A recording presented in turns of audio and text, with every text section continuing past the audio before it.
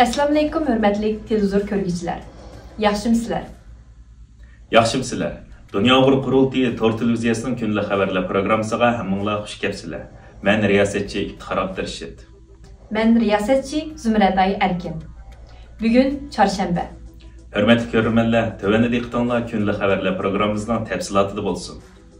Kanada hökumətiga bevosita qarashliq Federal tekshirish idorasining 26 mart kuni Uyg'ur majburiy amkiga chetishli Xon jamiyat oltinchilik shirkati Dynasty Gold ustidan hozirlab chiqqan alayda tekshirish dokladini e'lon qilishi Kanada matbuotlarida va Kanadaning har qaysi sohalarida intayin zo'r g'ulg'ul qo'zg'adi. Dünya Uyg'ur Qurultayı Qonun komitetining mudiri va Kanada Uyg'ur haqlarini qo'g'dash tashkilotining raisi Mehmet To'xtapandim 2022-yili Kanadadagi 28 kishilik huquq tashkiloti va ommaviy guruhlarni, shundaqla advokatlar jamiyatlarini safarbarlikka keltirib, ularning o'rtaq imzosi bilan Kanadada Uyg'ur majburiy amkiga chetishliq bo'lgan 14 chong shirkat ustidan Kanada federal hukumatining Kanada shirkatlarining qonun tuzumlariga amal qilib qilmaganligi haqida maxsus tekshirish olib boradigan organi Federal tekshirish idorasiga arz sungan edi.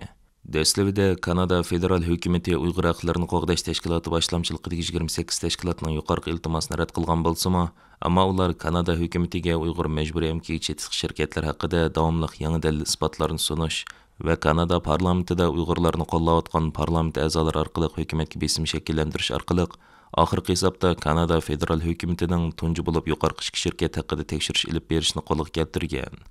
Natijada 2023-yili 11-iyul kuni Kanada federal tekshirish idorasi Uyg'ur majburiy amkiga chetishliq Nike Kanada va Oltin kan shirkati bo'lgan Dynasty Gold ustidan rasmiy tekshirish boshlaganligini e'lon qilgan edi. Gerçi Xon jamiyat oltinchilik shirkati Sharq Turkistondagi Xitoy shirkatlari bilan Uyg'ur majburiy amgak masalasi o'tirg'i chiqishdan xili burun aloqa qilganligini, ammo hozir Xitoy shirkatlari bilan hech bir aloqasining yo'qligini ilgari surib kelgan bo'lsa-mu, ammo Mehmet To'xtapandining riyosatchiligidagi Kanada Uyg'ur haqlarini qo'g'dash tashkilotining bu vaqtda hozirlagan tekshirish dokladida Dynasty Gold shirkatining hozirma ham Uyg'ur majburiy amkidan naf elayotganligi qayd qilinmoqda. Federal tekshirish idorasining bu vaqtda e'lon qilgan dokladida Xon jamiyati oltinchilik shirkatining 2004-yildan boshlab Xitoyning davlat egiligidagi Xinjiang ranglik metallurgiya guruhi bilan hamkorlashib, Qumul, Turpan, Guchung 2-nomerlik oltin kanni ichish qazishga mablag' solganligi. Navbatda bu shirkat mazkur kanning 70% pay chekini kontrol qilganligi bildirilmoqda. Sharq Turkistondagi birlashma oltin kanining 100% mablag'ini Xon jamiyat oltinchilik shirkati solgan bo'lib, bu kandan zo'r miqdorda oltin zapsi bayqalgan ekan.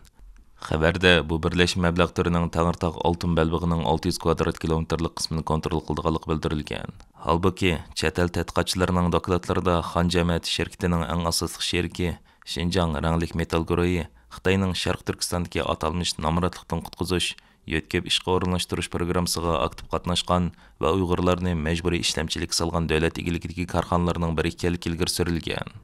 Kanada federal tekshirish idorasining 26 mart e'lon qilgan dokladida Xon jamiyat oltinchilik shirkatidan Xitoy shirkatlari bilan bo'lgan butun munosabatlarni darhol uzish talab qilingan.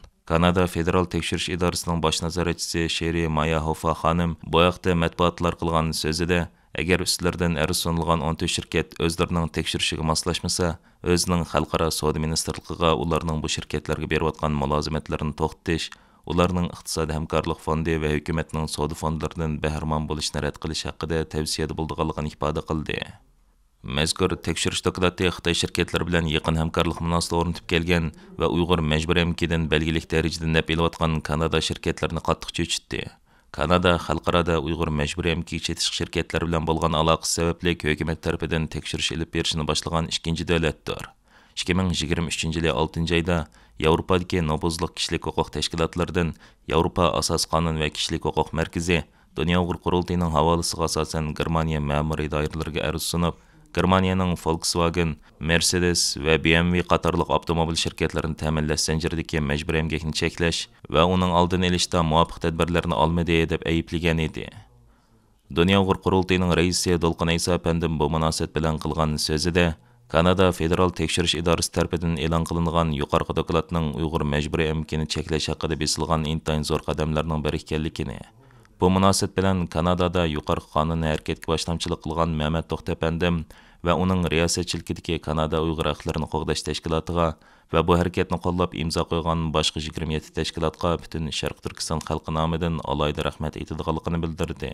Dolqin Aysa əpəndim sözdə yana G'arb ellərdə fəaliyyət elib beriyotqan Uyğur təşkilatlarımız və siyasi fəaliyyətçilərimizдің Kanada Uyğur Haqlarını Qoğdaş Təşkilatının yuqarı hərəkətindən ülgilib, özləri turishliq dövlətlərdə Uyğur məcburi əmgək çetişlik şirkətlərini aniqlab chiqib, bu haqda hökumət və qonun organlarına əriz sunishning to'liq zarur ekanligini, bu jihatda Dunyo Uyğur qurultayının təşkilatlarimizni və siyasi fəaliyyətçilərimizni Uyğur məcburi əmgək çetişlik şirkətlərinin əhvali haqida material və hüccətlər bilan təminləşə hazır ekanligini ifoda qildi.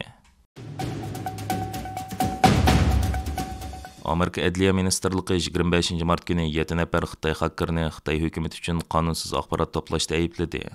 Xəbərdə aytilishicha, bu hakkerlar Amerika təvəssüdə və başqa joylarda minglığan şəxs və şirkətning tor betlariga o'g'irlik chiqarib, Xitay hökuməti üçün g'oyat zo'r uchurlarni to'plagan. 25 mart günü Amerika Adliya Ministerliğinin tor betida e'lon qilingan xabarda aytilishicha, bu 7 kishi 14 yildan buyon Amerika siyosiy sohasi va iqtisodiy sohasi bo'yicha dangliq zotlarni, shuningdek Xitoyni tanqidlovchilarni nishon qilgan holda Xitoy hukumati uchun josuslik qilgan. Shuningdek Xitoy istixborot sohasi uchun g'oyat zo'r el-xat hisoboti va telefon xotiralarini to'plagan. Amerika Adliya ministri Merrick Garland bu haqda so'z qilib, Adliya ministerligi hech qachon Xitoy hukumatining ommaviy xizmatdagi Amerika fuqarolarini qo'rqitmoqchi bo'lishi yoki ularga tehdid silishiga qarab tura olmaydi. O'qituvchilarning ovozini o'chirish urinishiga sabr qila olmaydi. Chunki bu Amerika Qo'shma Shtatlarining davlat bexatarligiga buzg'unchilik qilishdir degan. Sot hujjatlarda ko'rsatilishicha, bu Xitoylar 2010-yildan buyon Xitoy jamoat xavfsizlik ministerligining qo'mondonligida Amerika hukumati va boshqa muhim organlardagi kishilarga, shuningdek muxbirlar va faoliyatchilarga tehdid el-xatlar yo'llashda muhim xizmat qilib kelgan. Buningda oshqili xat topshiriluvchi uni ochgan hamon u kishining butun uchurlari avtomatik holda hakkerlarning uchrambiriga yo'llanib turgan. Bu hol texi yaqinda pash bo'lgan Ison shirkatining Xitoy hukumatiga vakolatan josuslik qilishiga o'xshab ketadi ekan. Ma'lum bo'lishicha, Xitoy hukumati boshqarishidagi bu hakkerlar guruhining josuslik faoliyatlari pash bo'lgandan keyin Angliya va Yangi Zelandiya hukumatlari Xitoyning bu xil qilmishlarining o'zlari uchun davlat bexatarligiga tahdid bo'lganligini bildirgan. Amerika Avam Palatasida Hindi Tinch okean rayonidagi xavfsizlik tehdidi to'g'risidagi guvohlik yig'inida Amerika Davlat Mudofaa Ministerligi Amerikaga qarshi tehdid tizimligida Rossiyani emas, Xitoyni oldin o'rinda qo'ygan. Xitoyning Amerikaning bexatarligiga uzun muddatli ig'ir tehdid elib kelganligini ilgari surgan. Mutaxassislarning qarashicha, Xitoy o'zining iqtisodiy, texnika va harbiy kuchi, Tayvanni ishg'ol qilish ehtimoli va jo'grafiyalik afzalligi qatorliq omillar orqali Amerikaga qarshi murakkab raqobat tashkil qilib qolmasdan, balki Amerikaning manfaati va xavfsizlik uchun ig'ir tehdid elib kelmoqda ekan.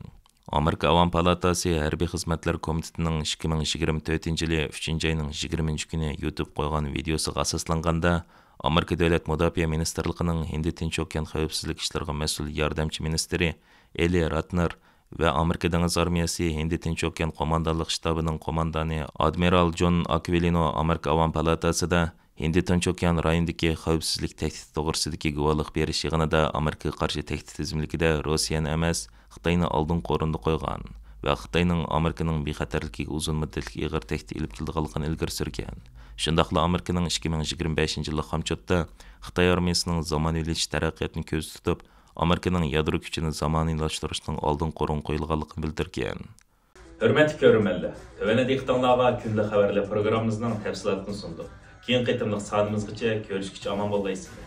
Stansimizning YouTube kanaliga a'zo bo'lishni unutmang. Xayr xo'sh. Thank